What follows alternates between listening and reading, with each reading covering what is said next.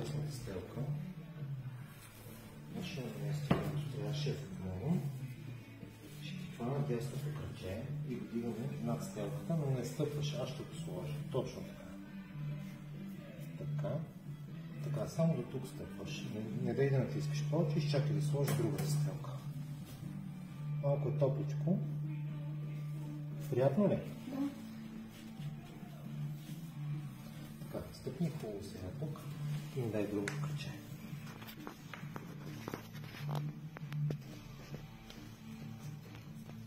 Добре.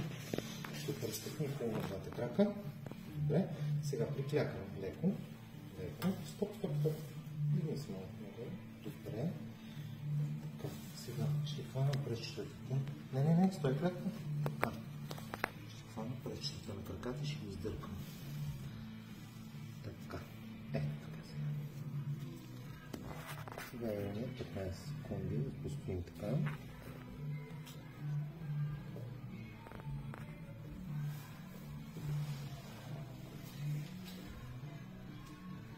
Да я не видиш свода как.